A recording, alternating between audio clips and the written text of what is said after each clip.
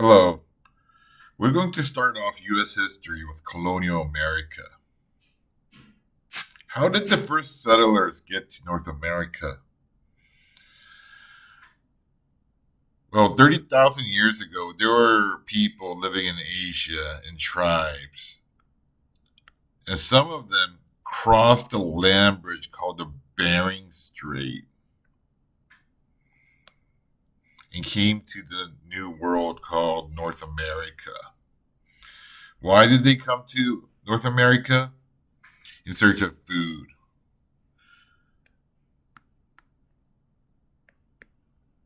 These people are called Native Americans or Indians. We all know that Christopher Columbus discovered the New World. Then, how did this happen?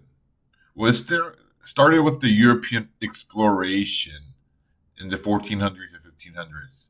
Then, what were the reasons for these European explorations? Number one, due to the Renaissance. Increase in science, increase in scientific knowledge made map making and traveling across the sea possible. Number two is the biggest reason. The Europeans start to travel to find spices.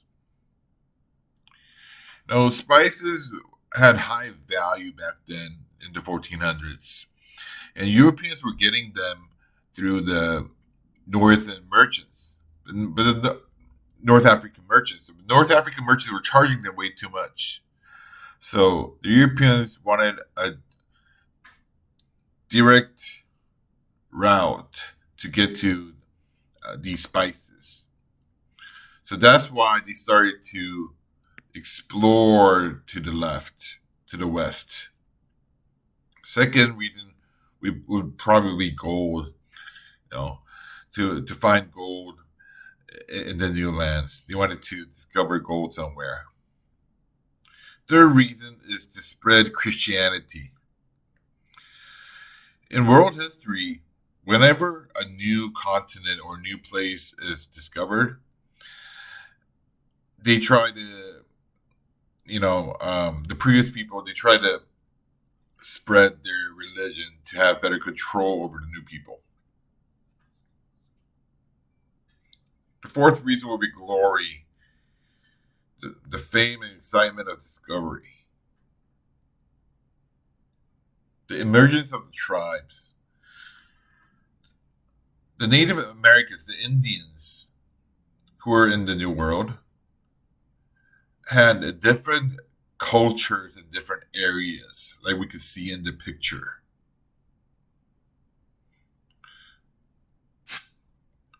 The first Indians we need to know are the Chinook. They're located near today's Seattle. They're near the northwest and the sea. They lived off of fishing. They fished. But whenever they fished, some day they would get a lot of fish. Some days they won't. It will be affected by the weather. So they started to pray. Have a get a religion. So they built temples. It's like a religion. It's like praying to animals to get more fish, to stay more secure. The second Indian tribes you need to know are California tribes. California tribes are known for their acorns and their sophisticated and beautiful baskets. They made baskets.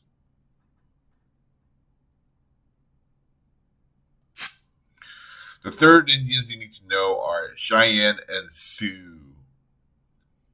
They're located here in the Great Plains, Cheyenne and Sioux. As you can see in the picture, they're hunting buffaloes because in the Great Plains it was very difficult to farm because it's so dry. So these Indians, they hunted in the Great Plains. Since they were hunters, they were migratory. They moved around. They followed the buffaloes. Next, let's check out the mound builders who were located near Ohio Valley and Mississippi. They were called the mound builders because they built huge mounds after people died. They were non-migratory, meaning that they just settled there and they farmed and they traded.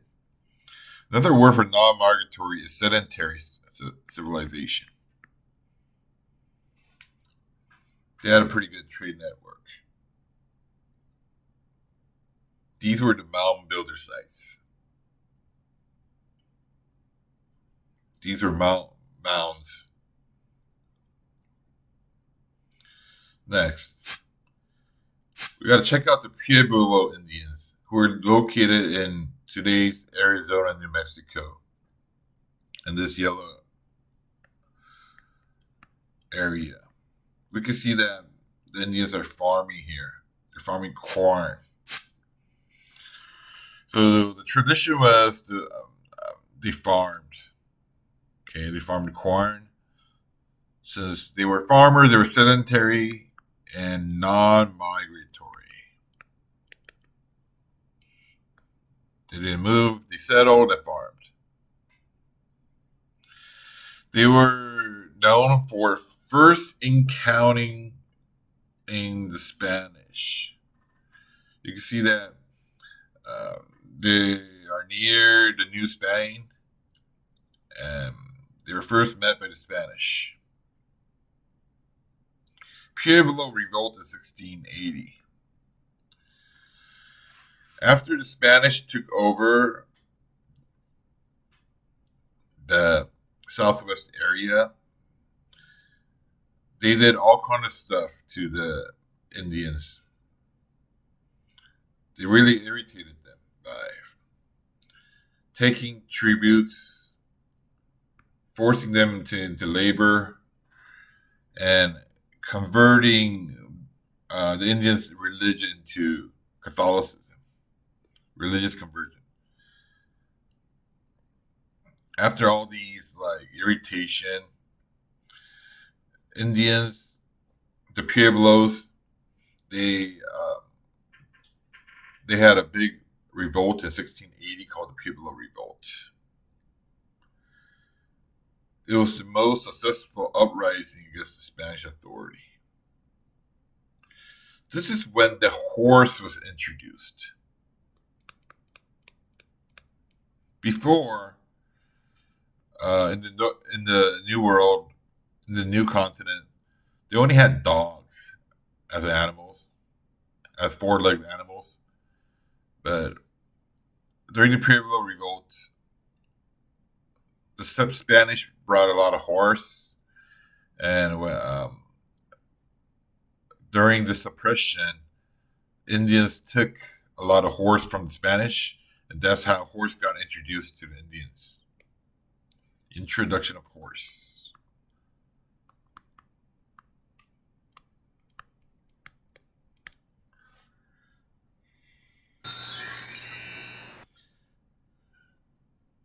Now, let's take a look at the Latin American, South American civilizations at this time. There were the Aztecs, Maya, and Incas. They were well advanced or developed civilizations during this time. The Aztecs had pyramids. Maya is known for their mathematics and calendar. Inca is also known for their pyramid and good road systems. Their civilization was well developed.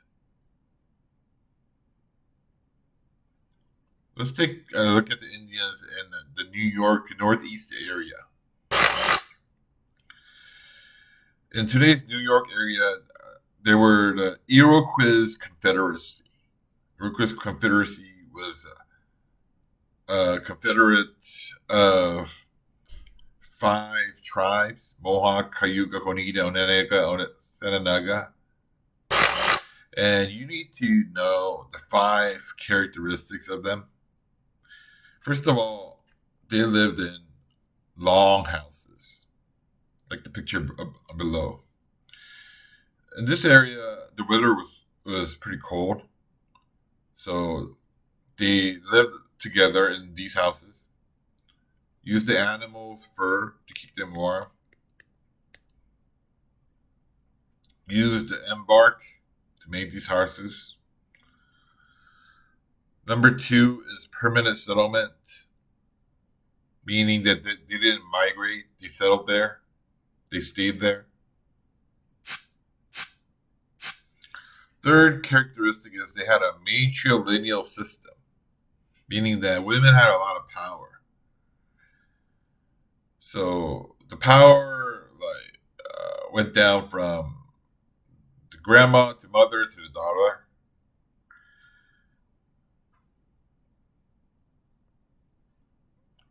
Relatively, women had a lot of power in this tribe because women helped farming and took care of the children. So they had multiple roles. So relatively, they had a lot more power. Number 4, Iroquois. They were probably the only Indians who were united. Most of the Indians who were in North America, they had a very difficult time uniting because they spoke different languages. They always competed for resources and food. So when the Europeans came, they invaded the area. They had a difficult time being collective or being united. But the Iroquois, who were located in today's New York, they were the ones who were able to be united. The 5th characteristic will be they farmed corn, beans, and squash. Farming was the reason why they are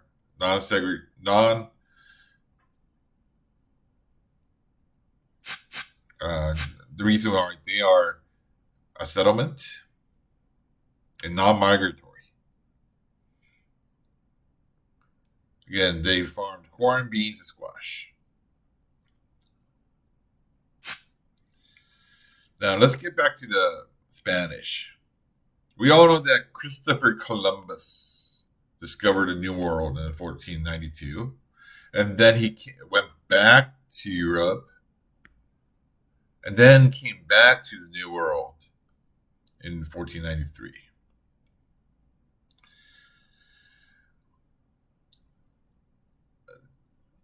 The Portuguese were the first to start the maritime exploration, and then the Spanish.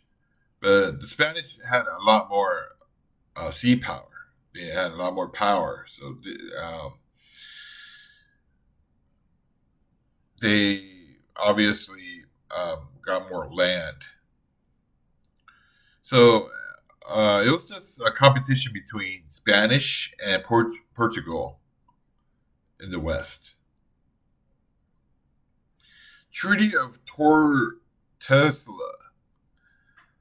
says that all future land will be divided between Castilla, which is the Spanish kingdom, and Portugal. So, based on this line here, the west side of any land discovered will go to Spain, The right side will go to Portugal. That's why um,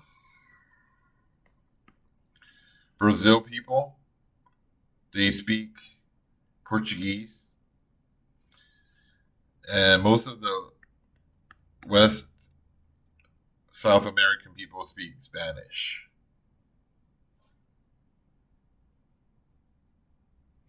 The Spanish Navy was called the Armada, and they were very powerful. The Armada prevented from other European countries like England to come to the New World at this time.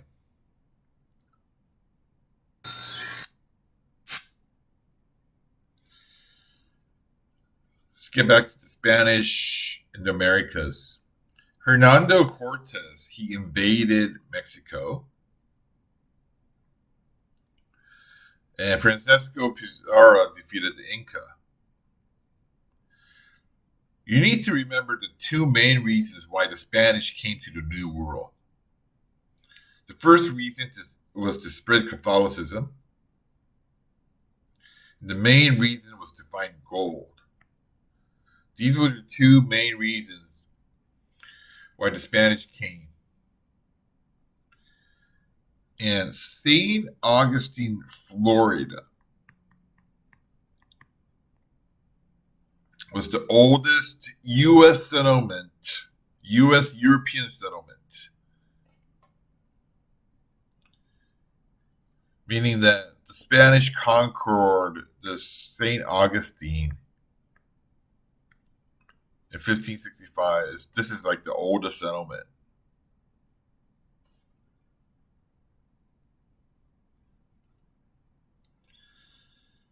You need to remember the four effects of the Spanish conquests. Number one, they brought disease. When the Spanish came to America, they brought smallpoxes. The Native Americans did not have immunity. No immunity. So killed 90% of them. Introduction of horse.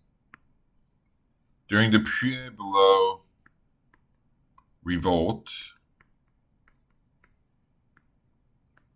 the horse was introduced to Native Americans. Surprisingly, Spanish had universities before the Puritans founded Harvard. So they had university in Mexico and Peru in 1551. This was 85 years before Harvard was founded. And number four, Spanish took home a lot of gold and silver, which was their main purpose. What was the Columbian Exchange? We talked about horse being introduced to North America. In the New World, in North America, they didn't have many four-legged animals. Cattle, horses, pigs. They were all introduced from Europe. Then what were native in North America? Potatoes, corn, tomatoes. These were all from North America, and they were exported to the old land, to Europe. These exchanges were called the Columbian Exchange. Columbian Exchange.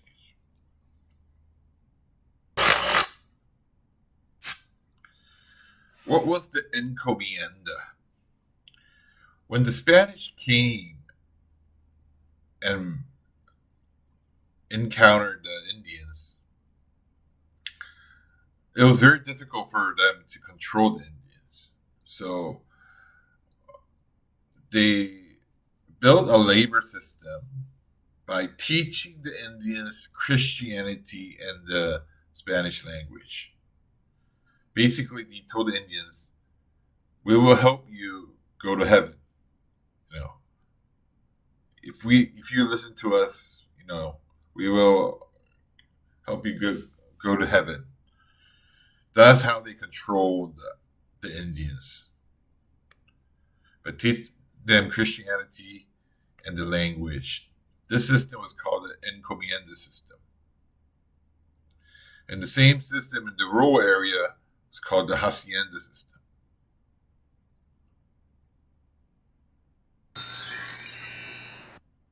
After the Spanish Armada was weakened, the French started to come to America.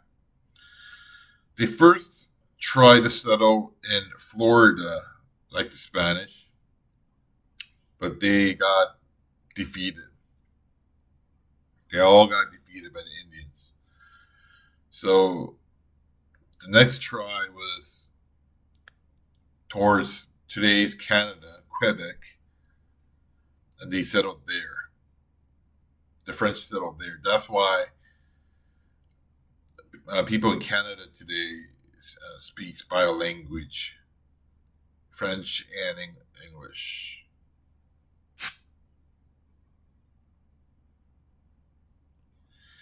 So the Quebec was the first permanent French settlement in America.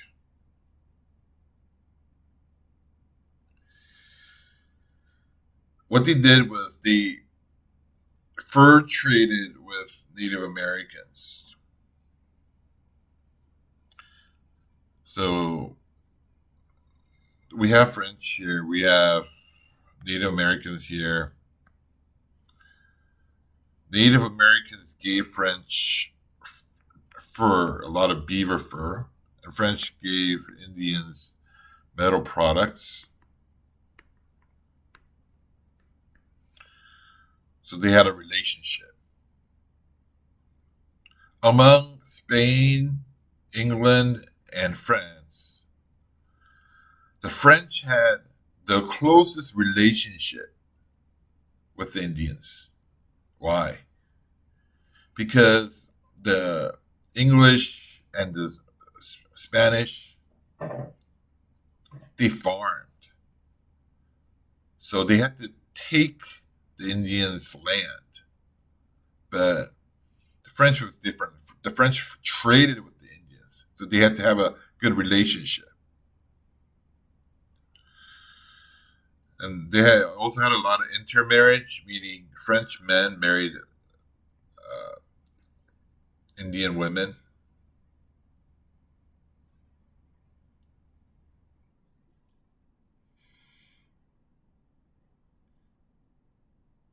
Why did English start colonies in North America? After the defeat of the strong Spanish Armada, England, Great Britain started to come to the New World. Why did they come as a country? Because we know that England is a manufacturing country. So they needed a new market to sell their manufacturing goods. Second, the lack of raw materials. So they need to find a place to get raw materials. Number three, just like any other country in world history, they wanted to spread their religion. Then why did individuals in England come to the New World? Number one, to seek economic opportunities. England had an institution called primogeniture.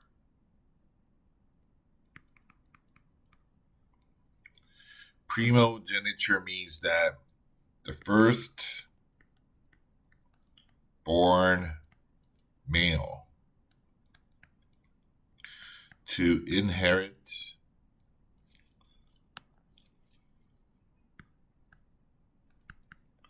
the family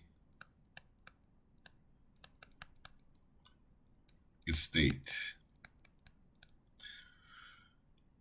Then what happens to the second son or the third son? They don't get anything. So those sons, those people came to the New World, America, to find a new economic opportunity. The second reason is to escape religious persecution. Puritans will be an example.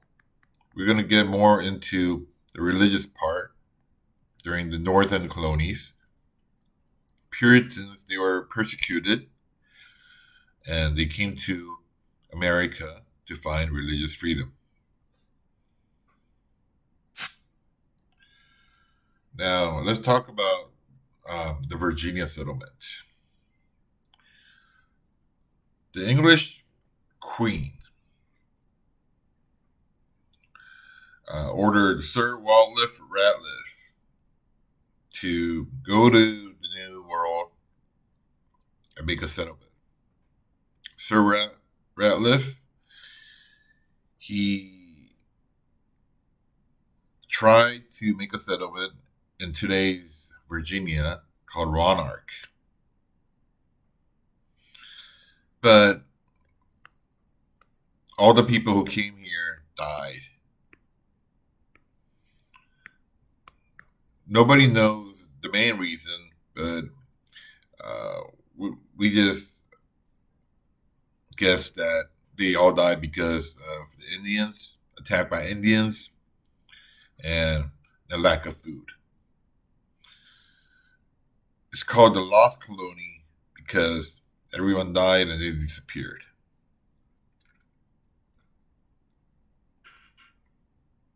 So in 1607, the England, they try again. This time, instead of sending a few people, they send a company. They send a joint stock company called the Virginia Company of England. What does joint stock company mean? It's a business owned by several people. Not by one person, but by several people. Then what should be the purpose of a company? Company wants to make money. They want to find gold. Their main purpose was to find gold. So these Virginia Company people, they came to America, and they came with aristocrats and artisans who didn't know how to farm, fish, and hunt. So it was very difficult for them to survive because they didn't know how to work. During the first decade, from 1607 to 1617, Jamestown settlement experienced a very high mortality rate, meaning that a lot of people died. Why? Because malnutrition, starvation, and conflict with Indians. John Smith, the first leader, encouraged the people to work. He said, if you don't work, you don't eat.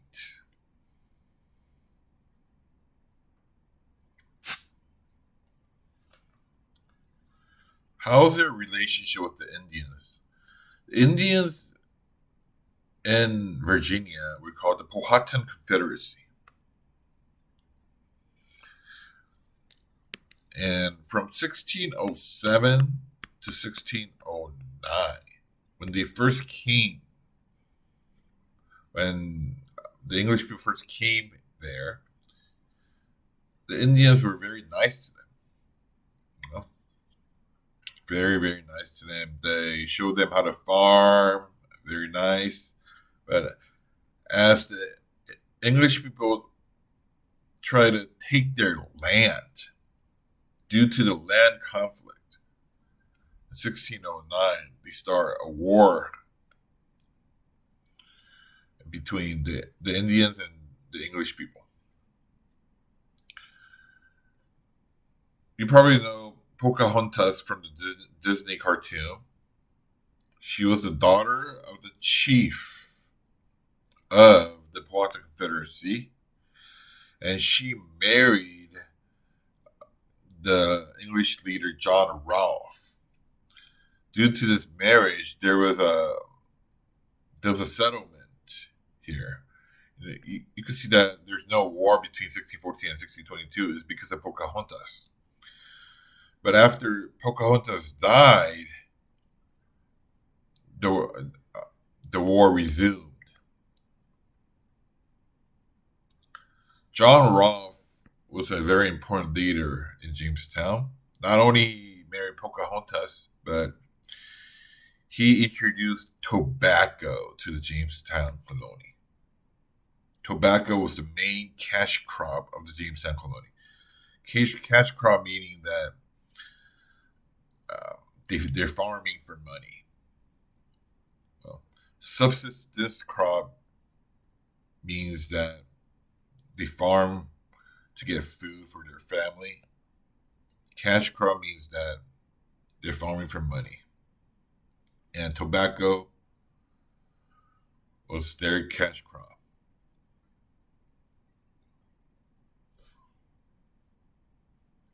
You can see that Tobago is a small island, and John Rolfe introduced Tobago,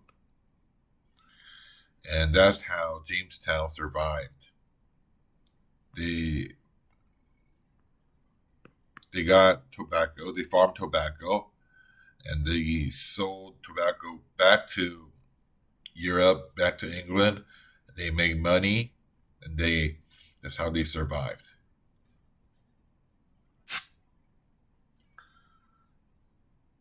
What were three types of England colonies? There were royal colonies, proprietary colonies, and corporate colonies.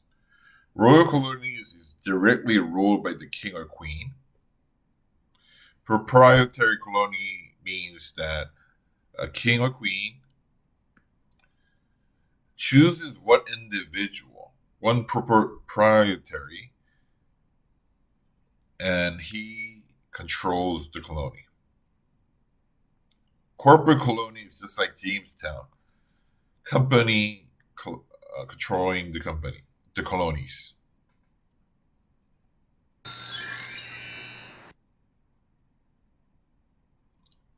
So what do you need to know about southern colonies? Southern colonies include Virginia, Maryland, North Carolina, South Carolina, Florida, and Georgia.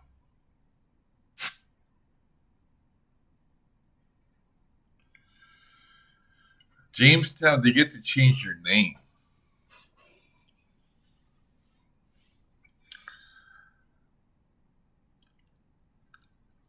After they continued to fight with the Indians, the Joint Stock Company almost becomes bankrupt. So the English queen, she said she's going to take over and changes Jamestown into a royal colony and names it Virginia. Virginia was England's first and largest colony. Its cash crop was tobacco. Tobacco had a nickname called brown gold. They made so much money out of tobacco, it was called gold. Virginia had the first representative government in the English colonies called the House of Burgesses. A very important event called the Bacon's Rebellion.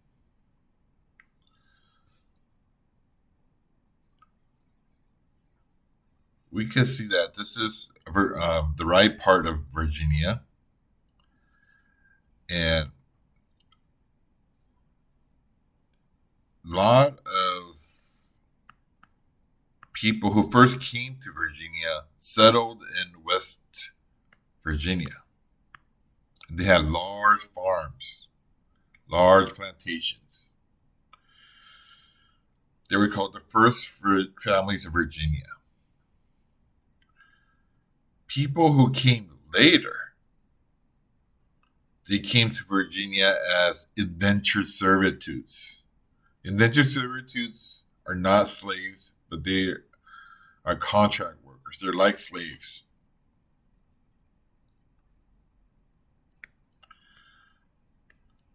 People who came later worked as indentured servitudes.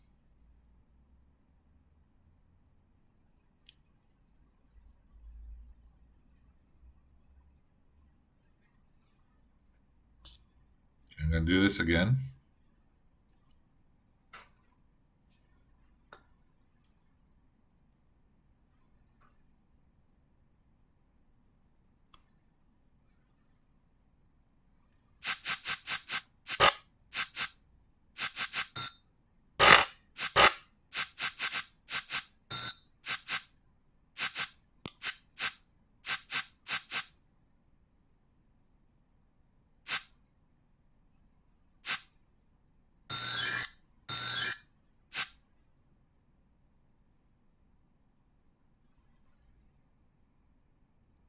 We're going to go over a very important event called the Bacon's Rebellion.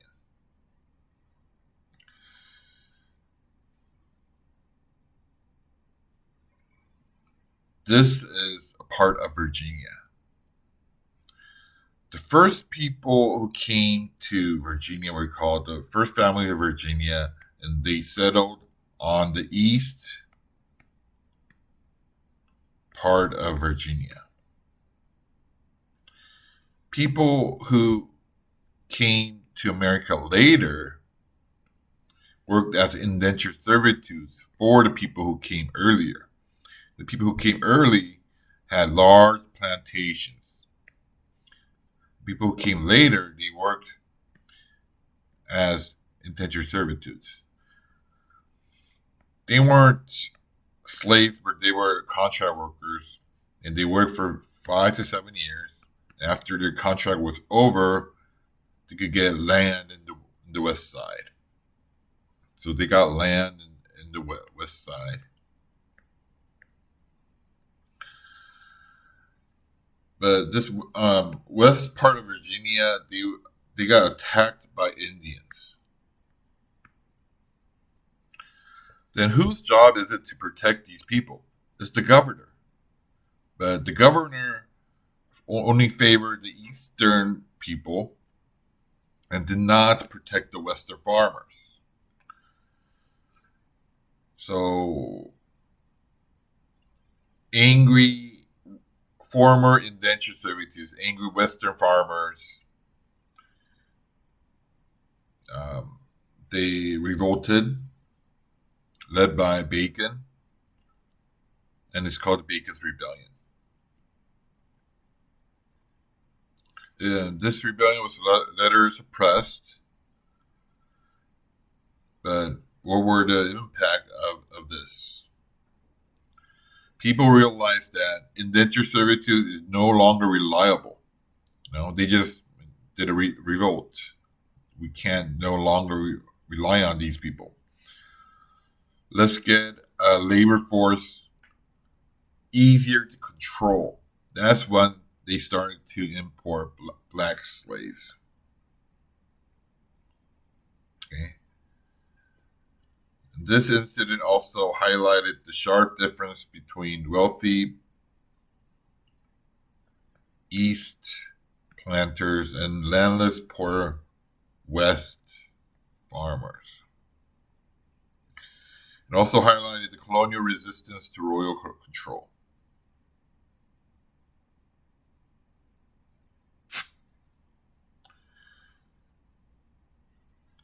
The second colony is Maryland.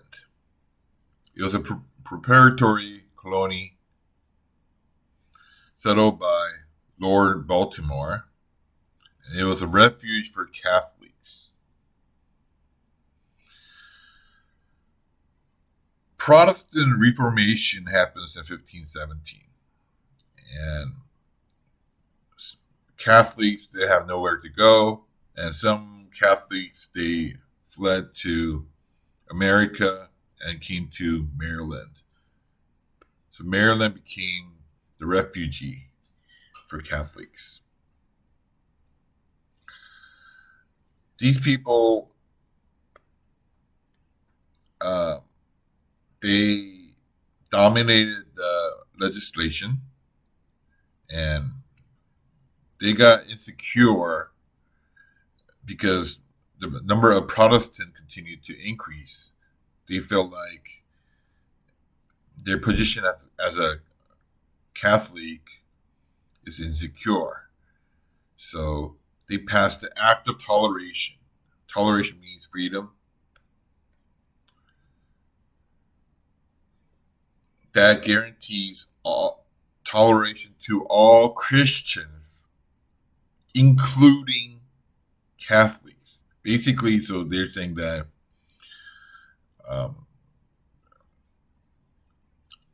let's guarantee religious freedom to Catholics. So this hold on, this held to. This continued for another 40 years. But after the number of Protestant farmers increased, they took over the legislation and they repealed the Act of Toleration. That was the Protestant revolt. People in Maryland also farmed tobacco.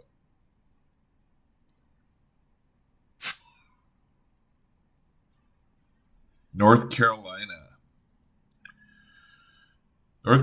South Carolina began one preparatory colony in 1729. They split it into two later on. North Carolina is known for their naval stores. They were good in building ships.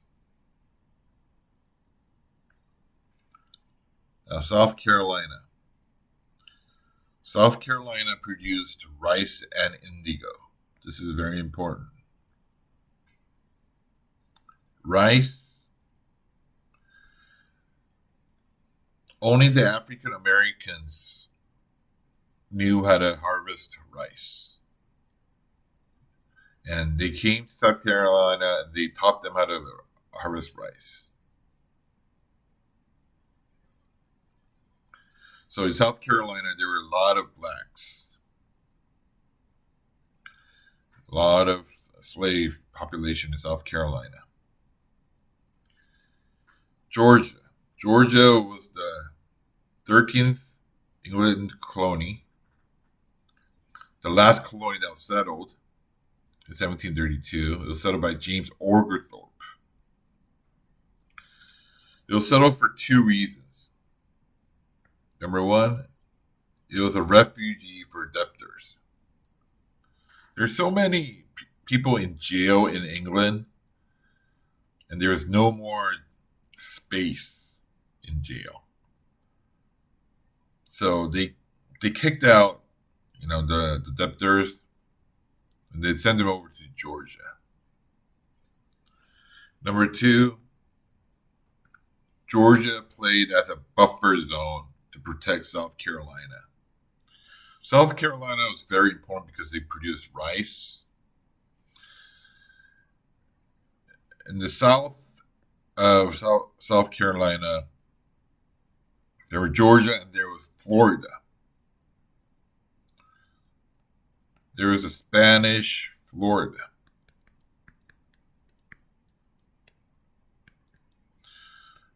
So they needed to protect South Carolina from Spain, and they needed a buffer zone. They need something to protect South Carolina. That's why they settled Georgia.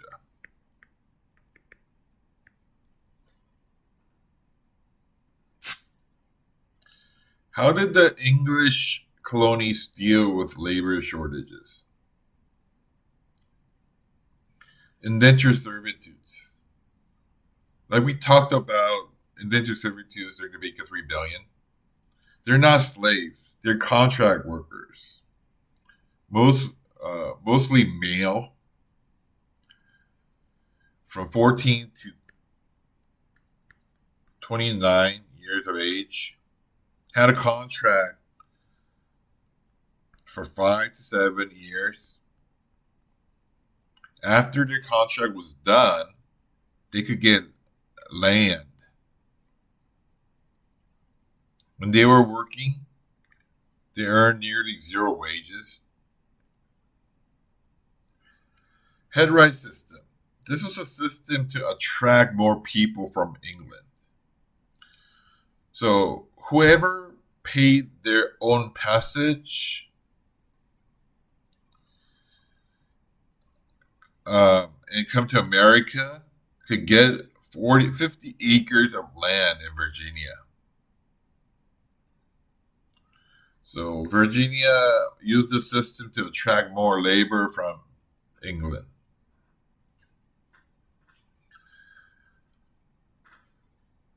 The first slavery started to come from Dutch traders. And after the Bacon's Rebellion, more blacks started to come.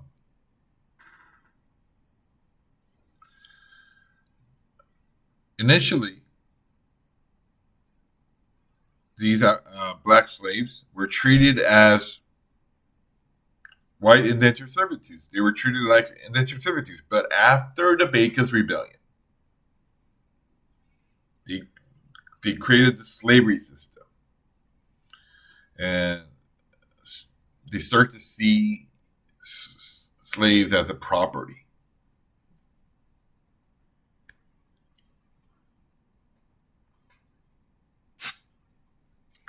So what were the general characteristics of the Southern colonies? They had huge plantations that farms tobacco mostly, and then rice in South Carolina.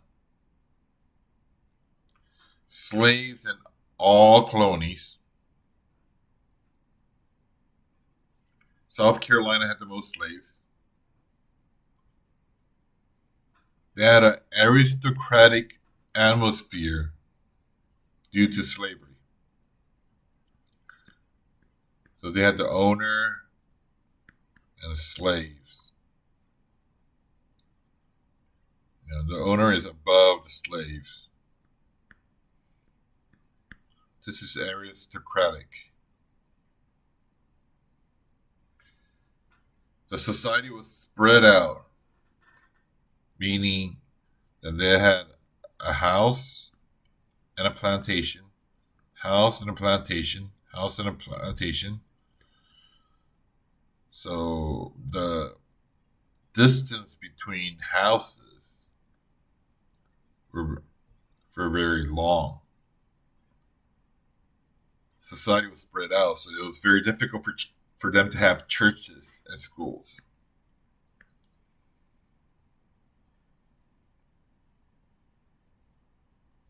Their religion was the Church of England. The Anglican Church was prominent. They received zero education. They just focused on farming.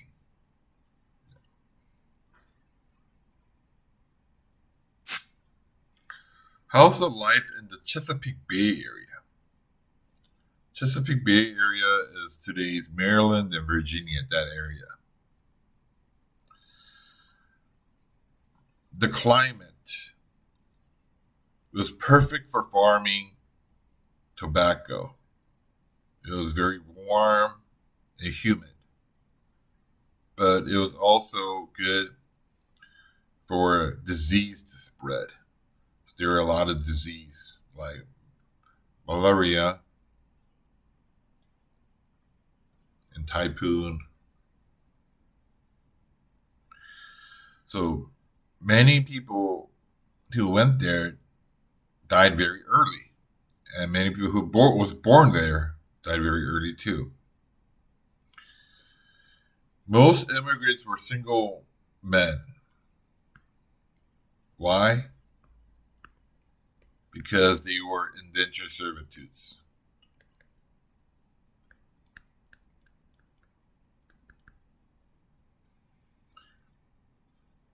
And they had less women. They had scarce women. More men, less women.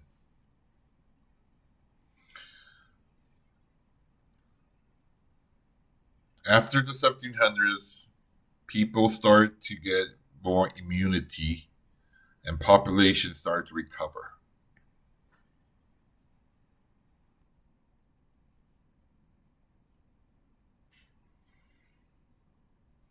Now, let's get to the northern colonies. How was the Massachusetts colony settled? In Europe, there was Catholicism. It was a huge religion led by the Pope in Rome, but he got corrupted. They started to sell indulgences. Okay? They sold indulgences, which means that you could get forgiven by paying money. And church reformer Martin Luther thought this was way too corrupted. And in 1517, he leads a Protestant Reformation. So the Catholic becomes reformed, and many Protestant churches appear. And out of those Protestant churches, the one in Britain, we call it the Church of England. Okay?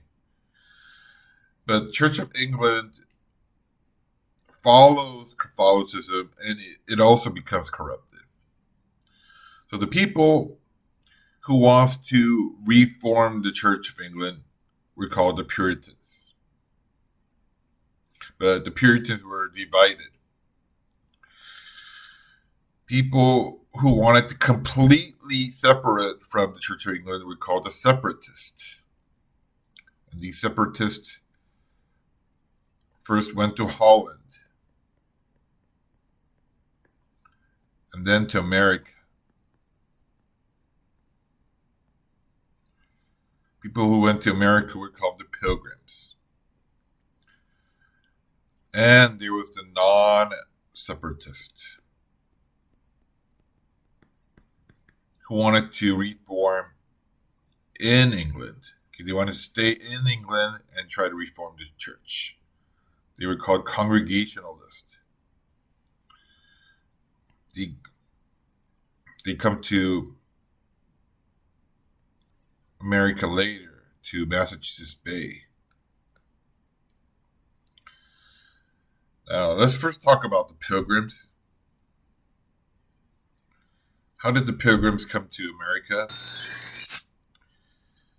They came with the Plymouth Company. Okay. They used a ship called Mayflower. In this ship, there were Plymouth Company people and the Pilgrims. The Mayflower first went to Virginia, but after they meet a strong storm, and due to the weather, they had to go north to today's Massachusetts. And they named that place Plymouth after the company's name. As soon as they landed, they wrote a document called the Mayflower Compact. It was the first governing document. It says, government's power derived from the consent of the governed, not from God. Consent of the governed here means the people.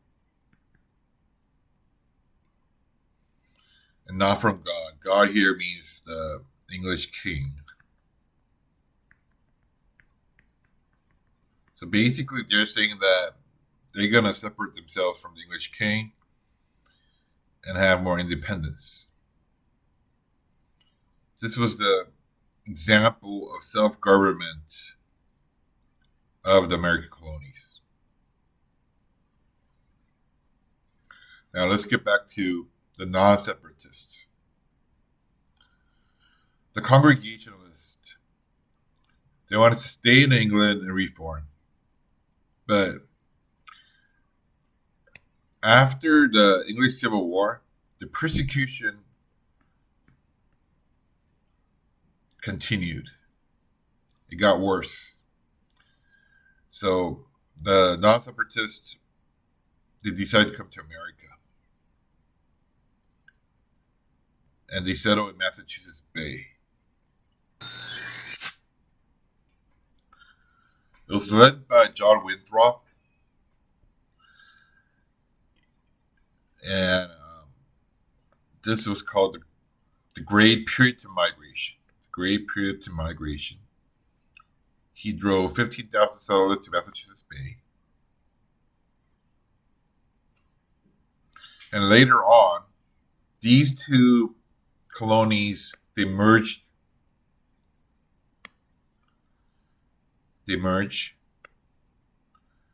and they become the Massachusetts colony.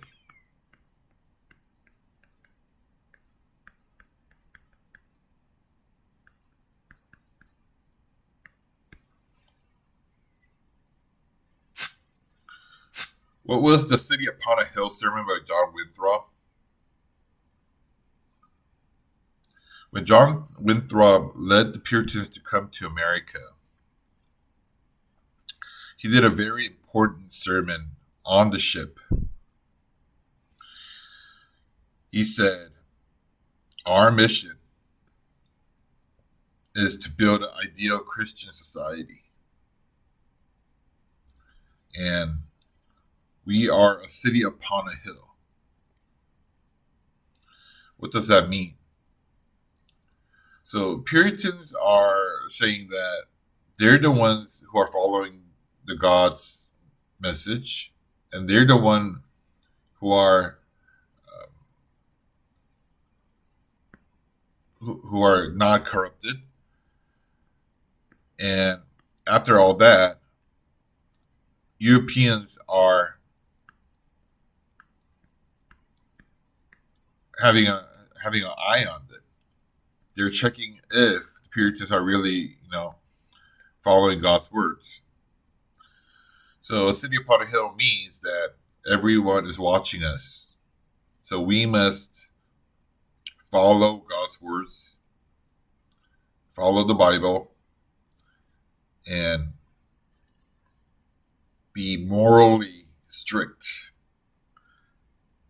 So Puritans created a very strict code of moral conduct.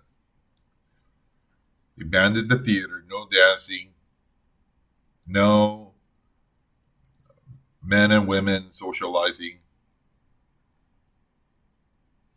They wanted to stay very strict. And this was the first example of American exceptionalism. American exceptionalism means that Americans are different from Europe. Like, we're better. What conflicts were there between the Puritans and the Indians? The Indians who were living in the New England territory were called the Wampanoag Indians. Just like the Indians in Virginia, initially, they treated the English people very well. They actually helped them celebrate the first Thanksgiving. But after the English people tried to take their land, it's all about the land conflicts. They started to have a war. The first war between the Indians and the English people were called the Pequot War. The English settlers They killed many Indian women and children.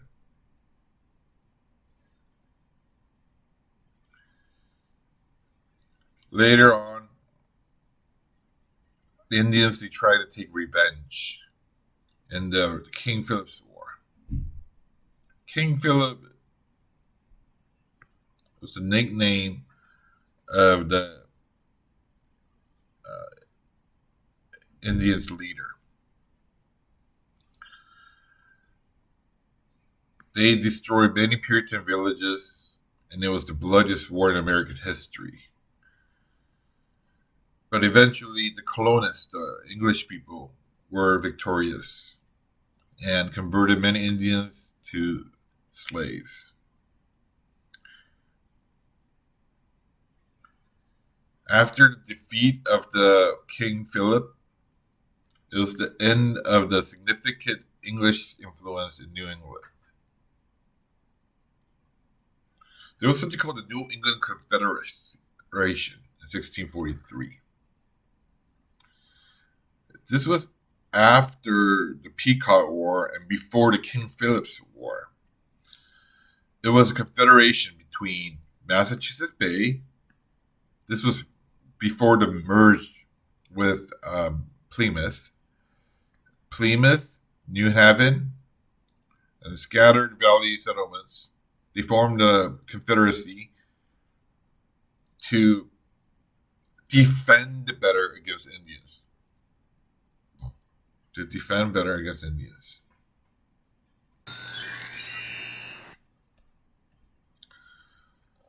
Massachusetts. Plymouth and Massachusetts Bay, they finally merge 1691 and become a royal colony.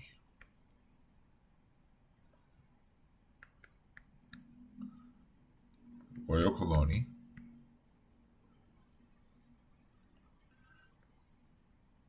Royal colony means that the king would directly control the colony.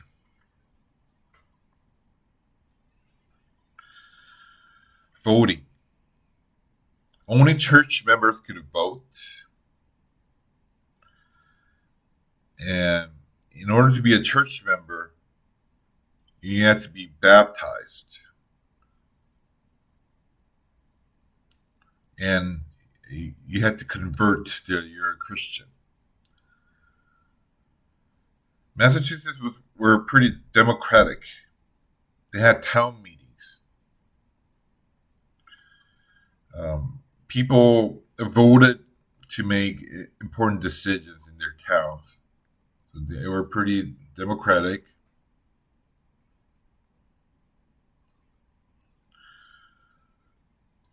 There was something called the visible saints.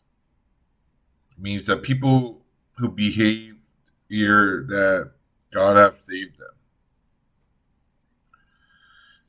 Massachusetts was very strictly Puritan, so whoever that didn't look Puritan were kicked out of the colony. They were very strict.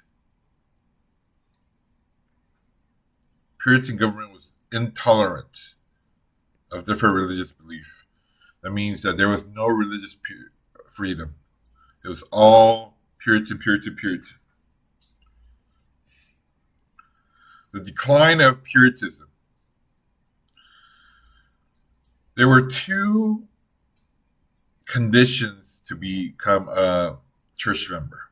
You had to be baptized, and you had to convert in front of many people. That's how you get to vote in Massachusetts. But the second generation and the third generation Puritans didn't really want to convert in front of many people. So the church membership, the number of people who was going to church dropped. So the Puritans, they decided to ease the requirement for church membership. Instead of, there are two conditions, right? Baptized and conversion. They eliminated the conversion condition, and whoever was just baptized could vote. Whoever was baptized could become a church member and vote. This was called the halfway covenant. And there was the famous Salem witchcraft trial in 1692. Remember, Massachusetts was very strictly Puritan, and it followed the strict moral conducts. But there was an incident that weakened the integration between the government and religion. In the late 1600s, several girls pretended to be bewitched,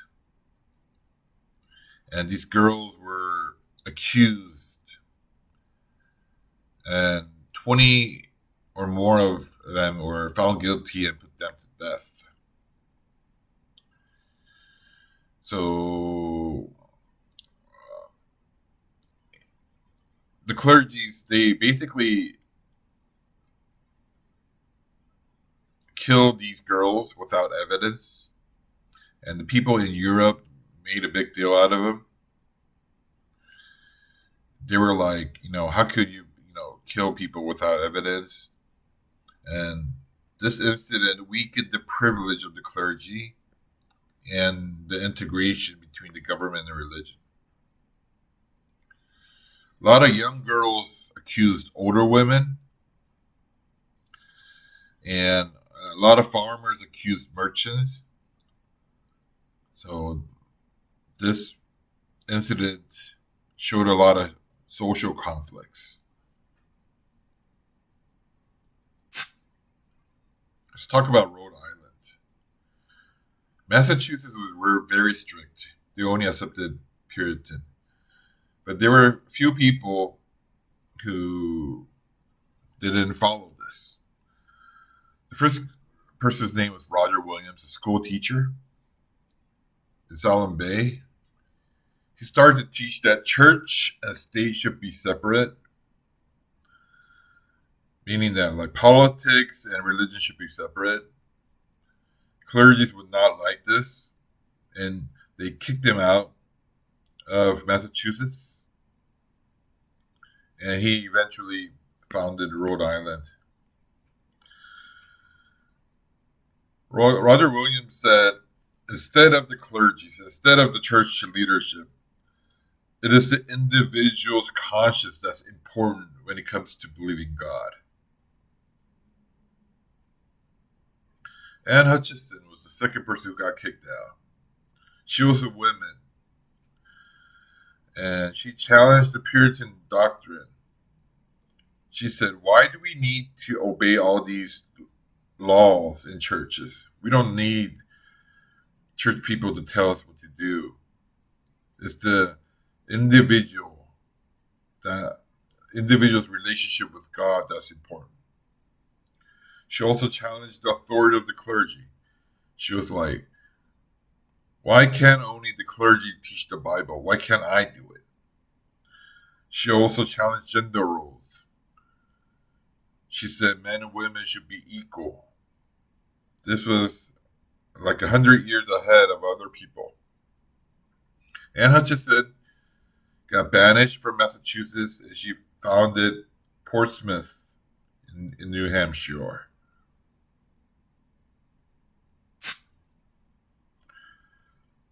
Let's talk about Connecticut. Thomas Hooker was another person who got kicked out of Massachusetts, and he founded Connecticut. He wanted a more democratic place.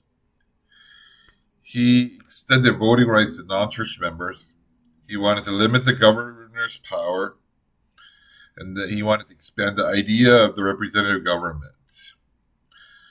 And they wrote the first constitution in American history called the Fundamental Orders of Connecticut.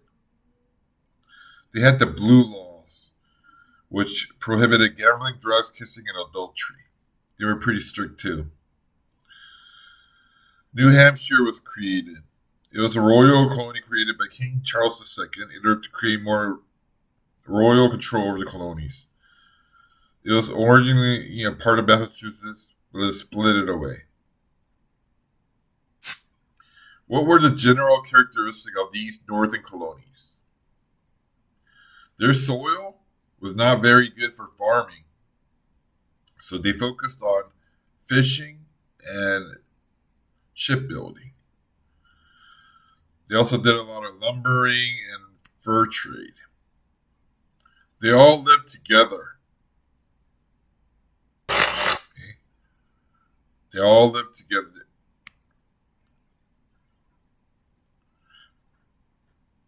Meaning that the society was tightly neat. So it was easy for them to have churches and schools. This was the opposite of the South. Remember, the South was spread out. The North is the opposite. They live together. They had a lot of churches.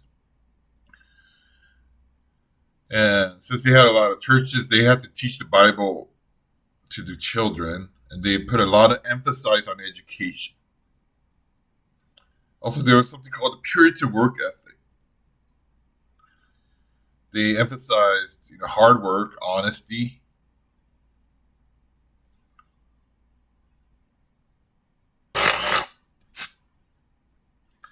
How was the family in New England? Compared to the South, it was pretty cool. So they had less disease. And they lived a lot longer. The life expectancy was 70 years. And unlike people in Virginia, they migrated as families. So they had a lot stronger family stability, strong social structure. Since they all went to church, they established a patriarchal society, meaning that men is taking a higher role than women, or you could say that women is subordinate to men. That's what the church teaches.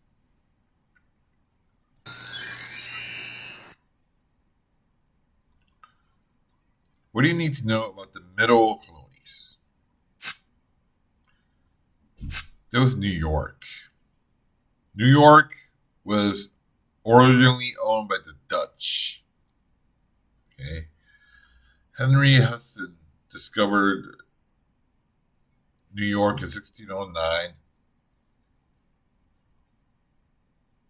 It was originally called the New Amsterdam.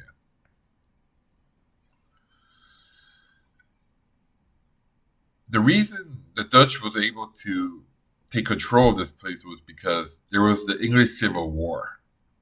So England could not pay attention to America at this time. But after the English Civil War ended, the English came back to America and took over.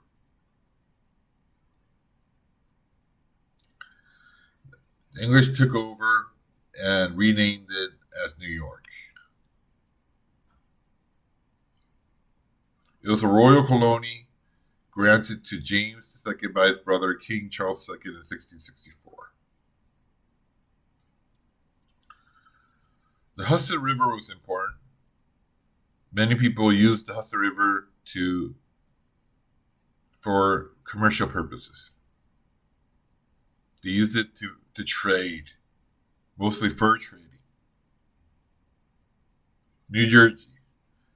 New Jersey was a royal colony created from a piece of New York in 1602. Delaware. Delaware is the lower three counties of Pennsylvania. It contained a large Quaker population. We're going to get to Quakers in Pennsylvania. Pennsylvania was the most important colony in the middle. It was founded by William Penn. It was a refuge for Quakers. Who are the Quakers?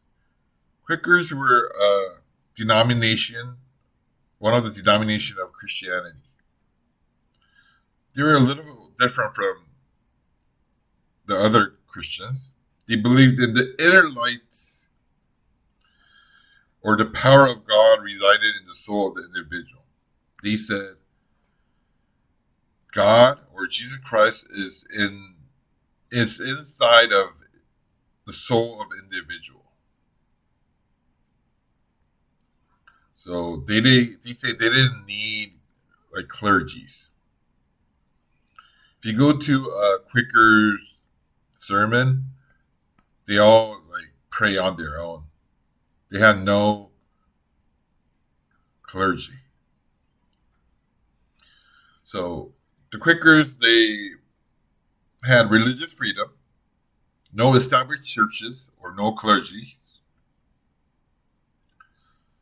Since God is inside of every individual, they emphasized minority rights like women's rights or African American rights. They opposed slavery or Indian rights. One more thing you need to check is they were pacifists. They refused to bear arms. William Penn went to Europe and started to advertise the colony. He went to England, Dutch, French, German, and wanted to bring more people back. He advertised the liberal land policy.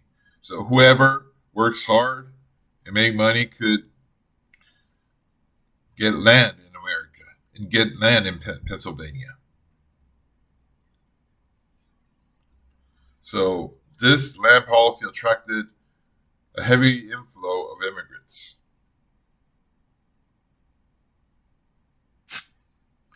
What were the general characteristics of the middle colonies?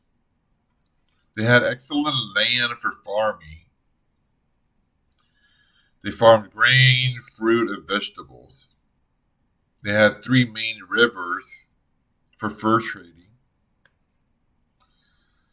Everything else was in the middle.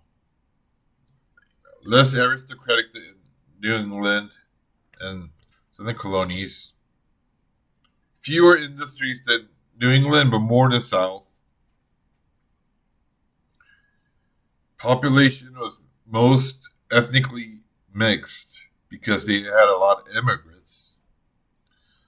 Since they had a lot of immigrants, they had to have religious freedom.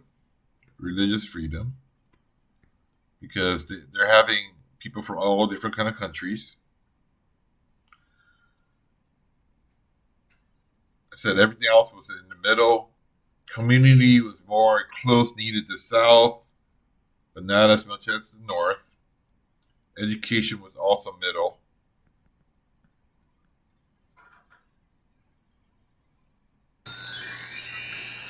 What were the similarities and differences between Indians and English settlers? Similarities. They both lived in villages.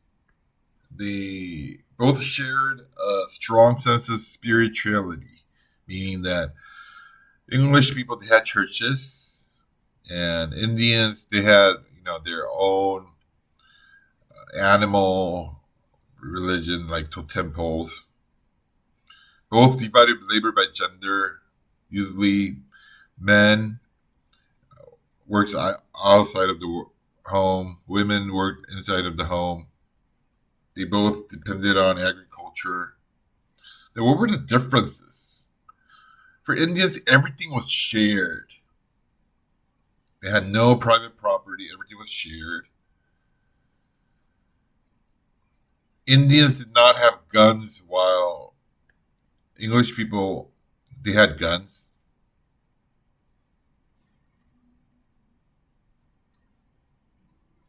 Let's talk about mercantilism. Mercantilism was an economic idea that prevailed in the 17th and 18th century in Europe. It says, the strength of a nation is determined by the wealth of a nation. It started to emphasize money and gold. So a lot of European countries, they started to get more gold, get more money. They wanted to have a favorable balance of trade. Means that they wanted to export more than importing, so they can make more money.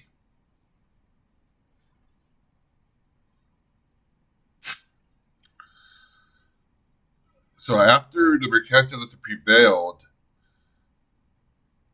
England, they wanted to take advantage of the American colonies in the New World by selling more manufacturing goods to America and import cheap raw materials. They started to regulate the trade in these American colonies. Navigation Acts were the laws that regulated trade of these American colonies. You need to remember four things. English told the American colonies, number one, to use only English ships. Number two, use only English ports. Number three, export tobacco only to England. Number four, do not challenge English manufacturing. This started the beginning of American dislike of English rule.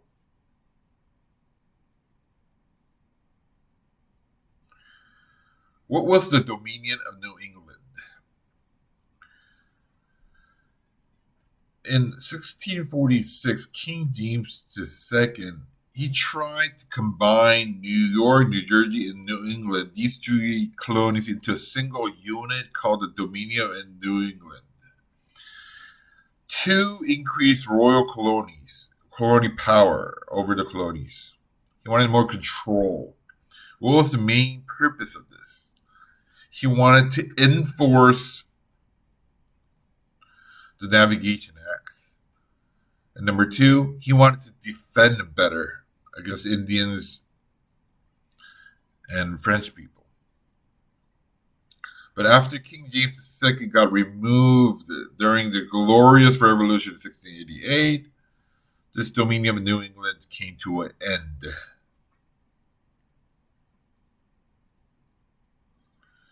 You can see New York, New Jersey, and New England. Dominion of New England.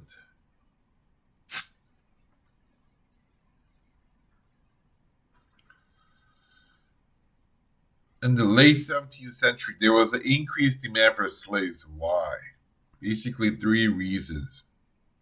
There were less immigration from England.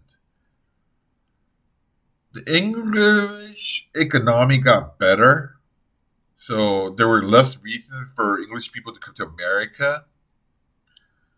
But the American colonies, they needed more labor to farm tobacco.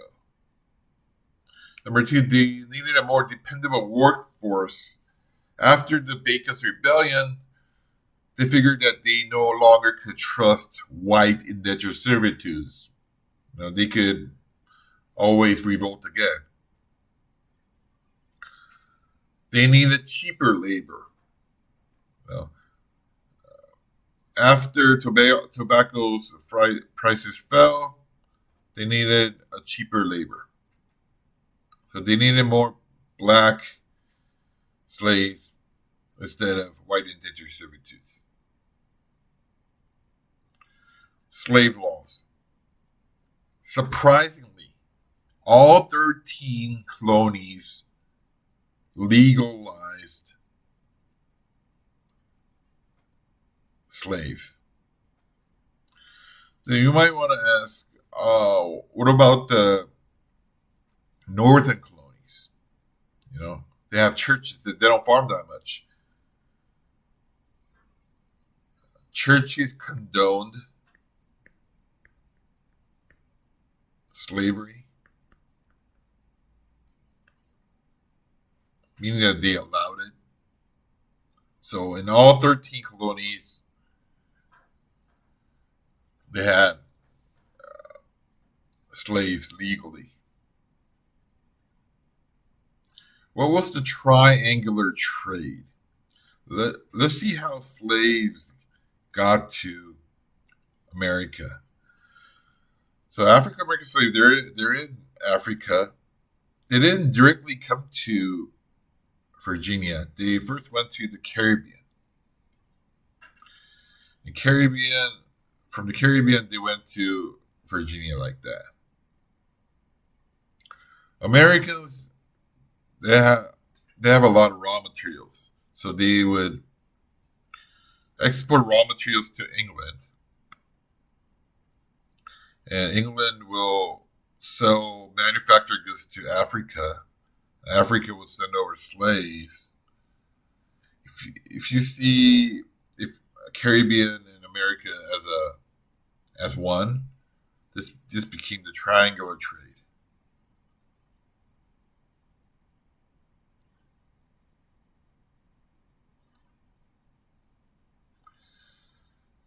The journey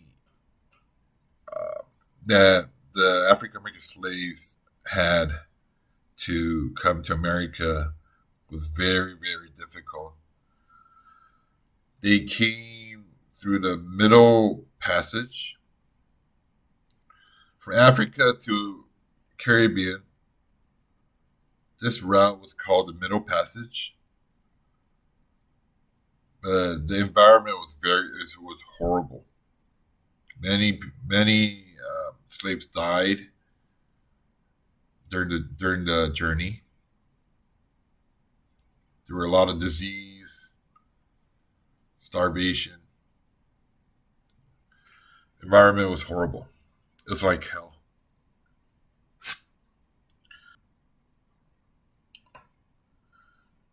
What was the Stono Slavery Rebellion? Before the Revolutionary War, there was the largest slavery rebellion happened in South Carolina.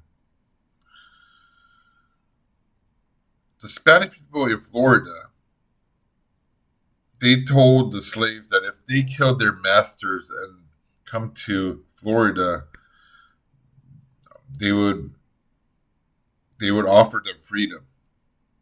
So 20 enslaved Africans killed their owners and tried to flee to Florida, but they were eventually suppressed. What were the impact after this? The South Carolina legislature, they made strict laws to prevent African Americans from assembling in groups, earning money, and being educated. So no education for slaves. How were the women like in the colonial society? Women, single women could own property, but once they get married, they lost their property to their husbands. Plus, they had no separate legal identity apart from her husband. They had no voting rights.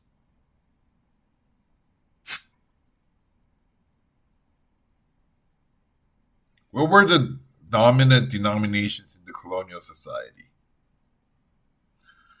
Church of England, the Anglican Church, was dominant in the South,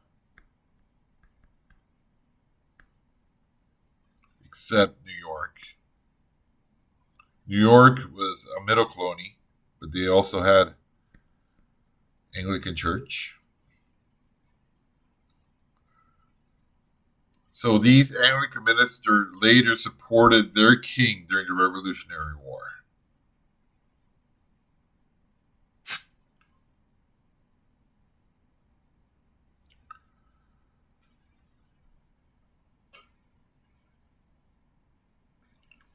all the educational institutions in this time were their purpose were to train clergies. Harvard, Yale, William and Mary, all the colleges back then, their purpose was to train clergies.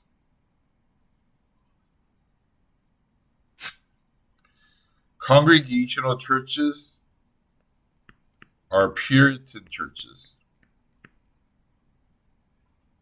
They prevailed in the North, except Rhode Island. Rhode Island is religious freedom. They have religious freedom because it was founded by Roger Williams. North. Puritans were pretty strict. They have strict moral conduct. Religious toleration, religious freedom prevailed in the middle colonies because they had a lot of immigrants. They had to give them religious freedom because they came from all different kind of countries. You need to know what established churches are. Established churches are state-supported churches, like the official religion of that colony. So in the north, they had congregational, like Puritan churches. In the south, they had Anglican churches, except New York. And in the middle, they had religious freedom. Year just established means the year they got religious freedom.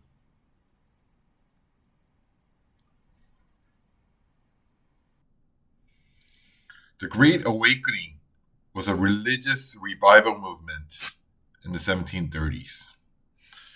It had been almost 100 years after the Puritans first arrived in 1620.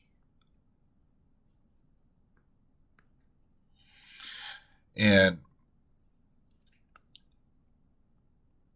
the second generation, third generation of the Puritans, their religious enthusiasm has dropped dramatically. So, led by Jonathan Edwards, they tried to revive the enthusiasm, the religious enthusiasm. Preacher Jonathan Edwards is known for his famous sermon called "The Sinners in the Hands of an Angry God."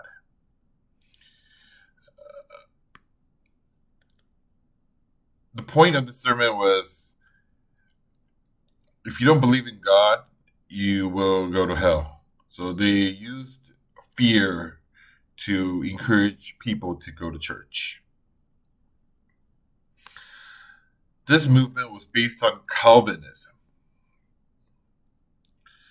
Before, Calvinism used to be predestination,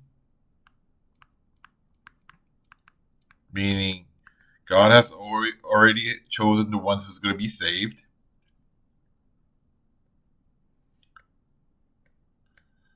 Plus,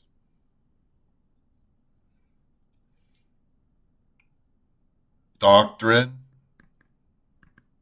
of original sin. Everyone has a sin, has an original sin. So if they don't get forgiveness, they will go to hell. That's what this means. But after the First Great Awakening, they decided to not mention about predestination. Because predestination made churches unpopular. So after the First Great Awakening, a lot of African Americans, women, and Native Americans started to go to church. This is when George Whitefield appeared, and he was the one who spread the first Great Awakening throughout the colony. The new ministers who appeared during this era were called the New Light Ministers. They used the emotional approach to religious practice. Due to their appearance, a lot of new churches have opened. So they were divided into new light churches and old light churches. This picture is an example of field preaching.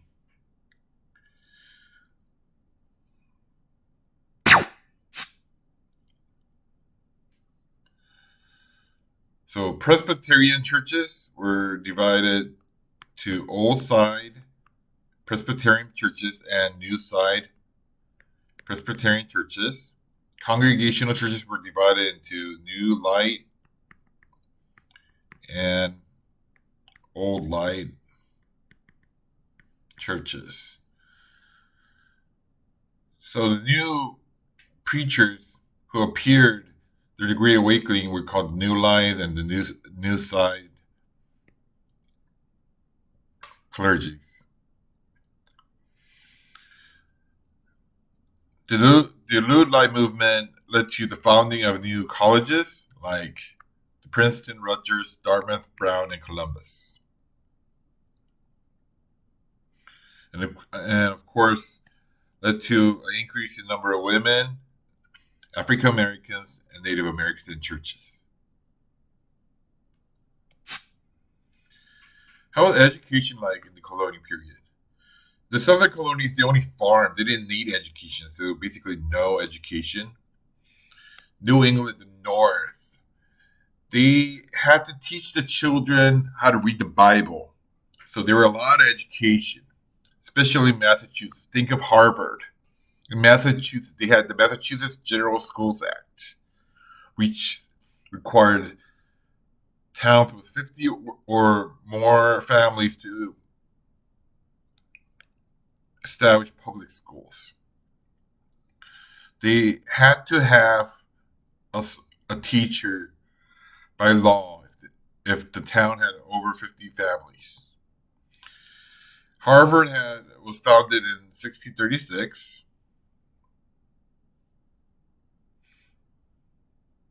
And it's the oldest college in North America. How are the colonies similar politically? Each colony had a legislature and a governor.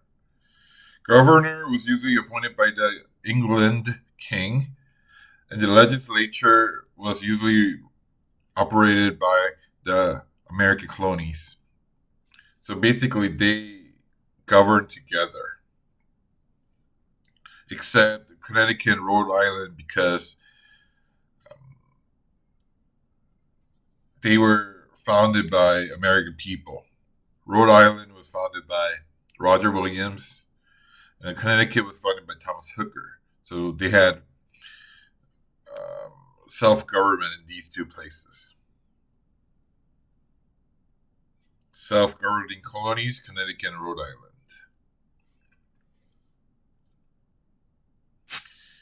How was the press in the colonial society? They had newspapers. They had newspapers to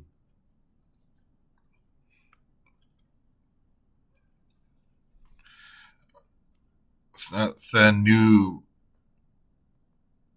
newses from Europe.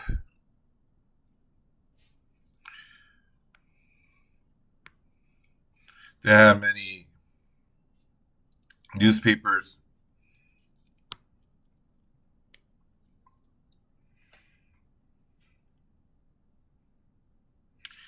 How was the press in the colonial society? They had newspapers.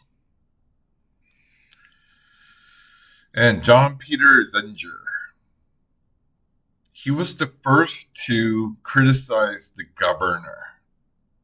He criticized the New York governor for rigging the election, and he became the symbol of freedom of expression. What colonial literature do you need to remember? Anne Bradstreet. She was the first American poet. Phyllis Whitley. She was the first African American writer. Very important. She was very, very smart. Abolitionists later on insist that blacks are not inferior, pointing out Philly Whitley. Benjamin Franklin. Benjamin Franklin is known as a scientist, but actually he was a very good writer too. Poor Richard's Harmonic. Harmonic was like a yearbook.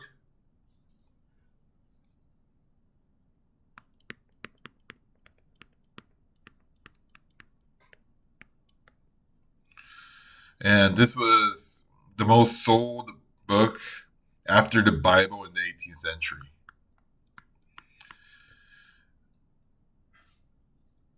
It had a lot of like famous sayings. It emphasized thrift, industry, morality, and common sense.